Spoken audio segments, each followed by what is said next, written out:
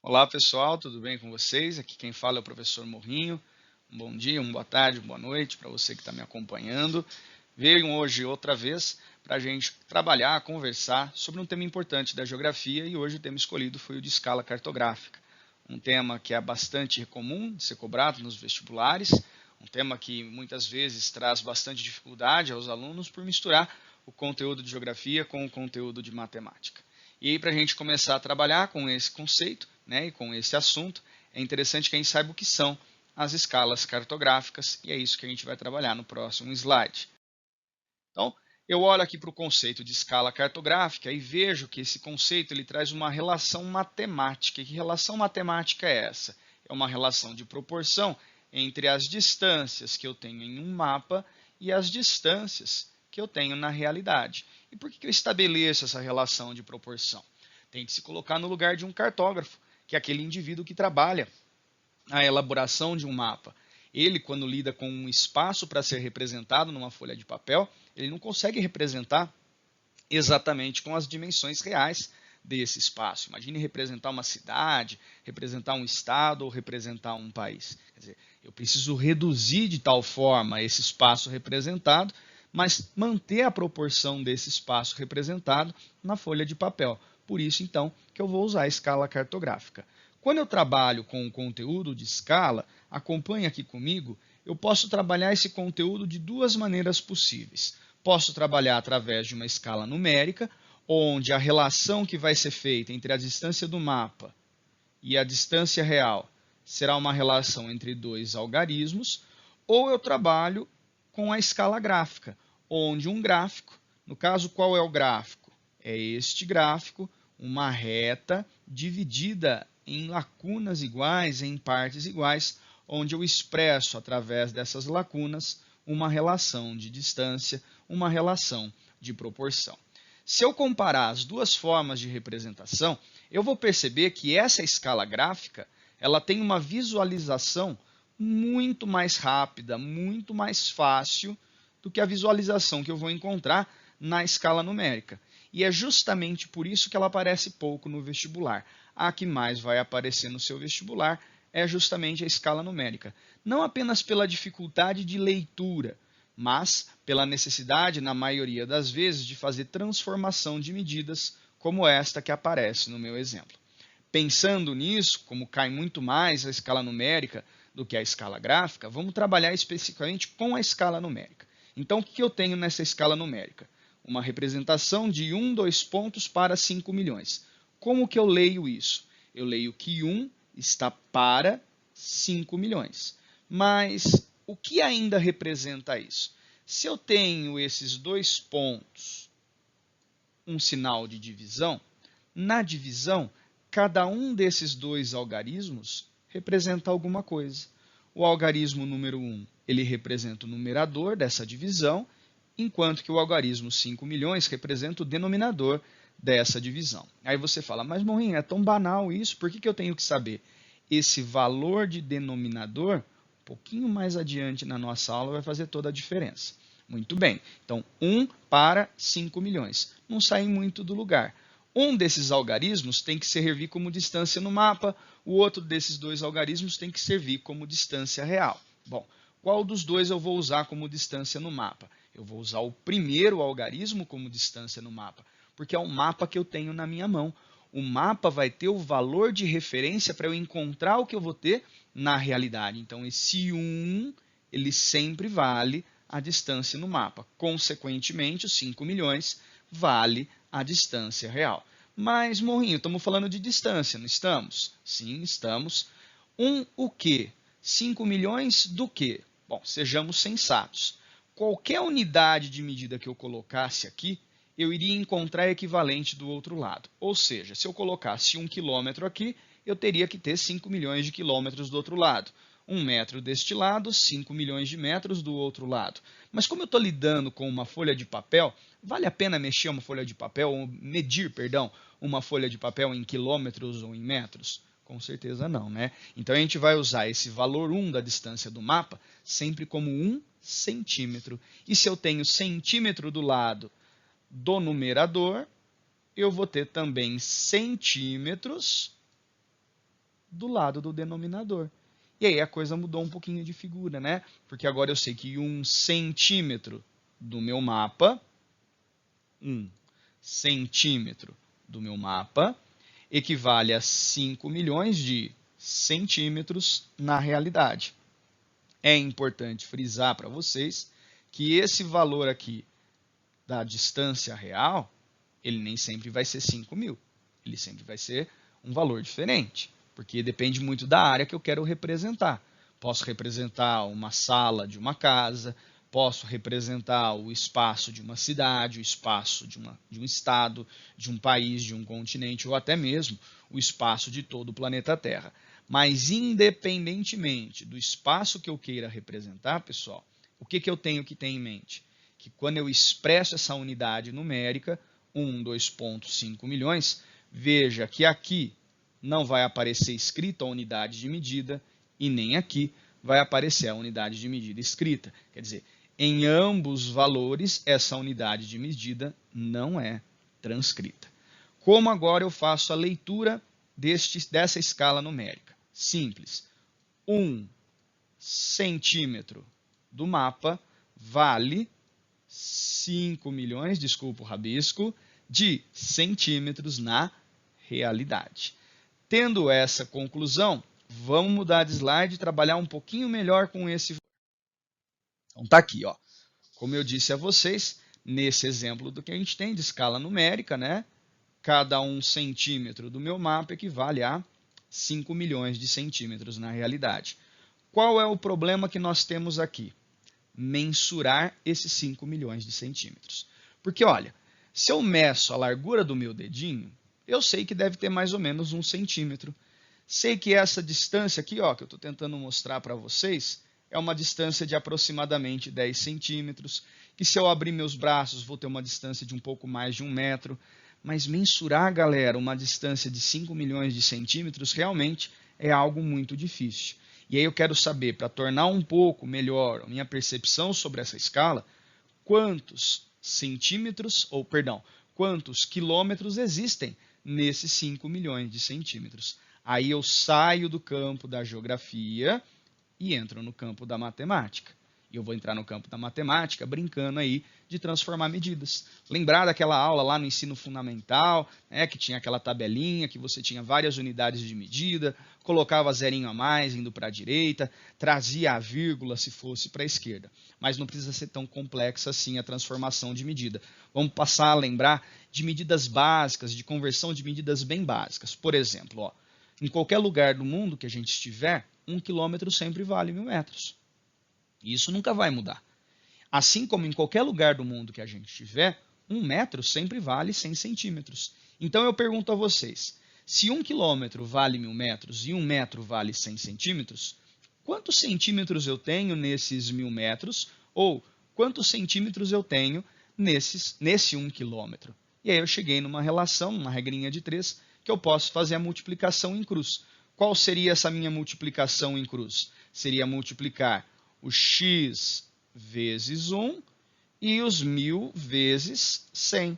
Quando eu faço essa multiplicação em cruz, eu chego à conclusão que x é igual a 100 mil centímetros. Ó, nada muito complexo, não é verdade, turma? Então, veja aqui comigo. Se eu sei dessa relação, eu passo a construir essa tabelinha, onde em qualquer lugar do mundo eu tenho que 1 quilômetro sempre vai ser igual a 1000 metros, que por sua vez sempre vai ser igual a 100 mil centímetros.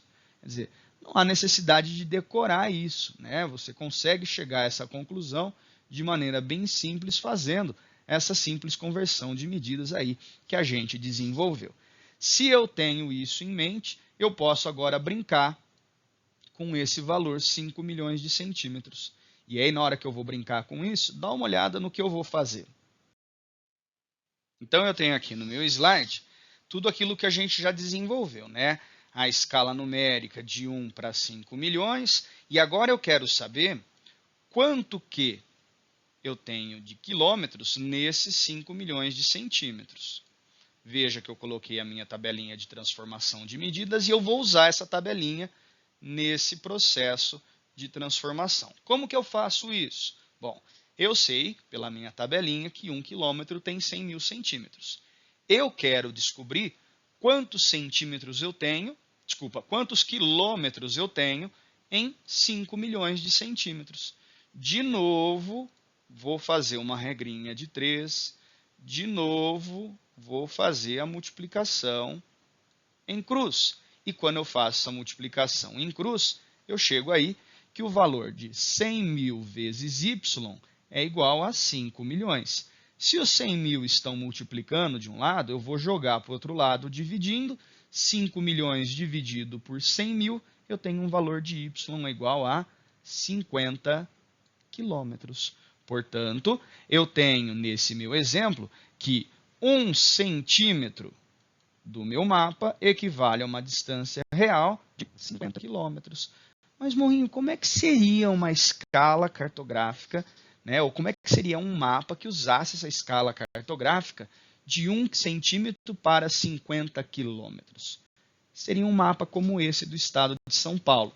Veja que está bem fora das suas proporções, mas se fosse um mapa muito bem desenhado, o que eu teria? Eu teria a distância entre as cidades de São Carlos e Araraquara de apenas 1 centímetro no mapa. Porque, na realidade, a distância entre essas duas cidades é de quantos quilômetros? É de aproximadamente 50 quilômetros. Então, veja, não é tão difícil assim a gente perceber o uso da escala cartográfica. Agora, como que isso vai aparecer na minha questão? Vai aparecer como uma questão de matemática, normalmente, onde vão te pedir a escala de um mapa, te dando o valor da distância real ou da distância no mapa. Ou vão te pedir qual é a distância real, te dando a escala e a distância no mapa.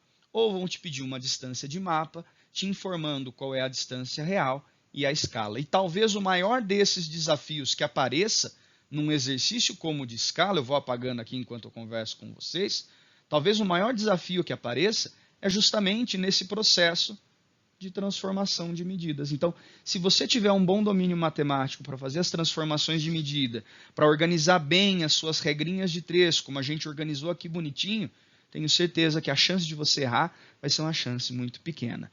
Eu fiz um negócio aqui que o professor de matemática não gosta muito, de colocar um pontinho separando, né, cada 3 zerinhos ou cada 3 algarismos da unidade de medida. Só fiz isso com o intuito de eu não me perder.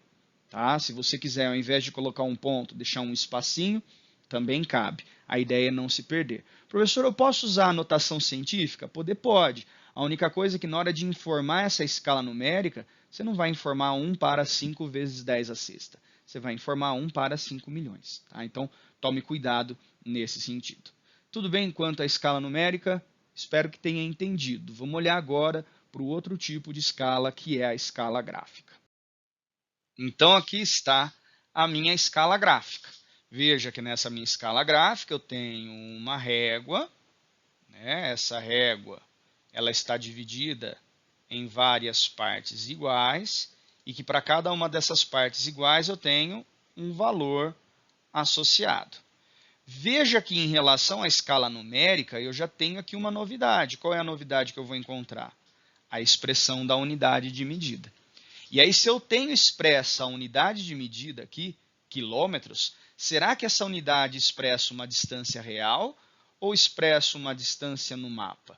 Provavelmente é no mapa, né? Porque é onde não vai medir uma folha de papel em quilômetros. Então, aí vai a primeira regrinha, quando eu tenho uma escala gráfica, que a distância real e a unidade de medida sempre são representados sobre essa reta.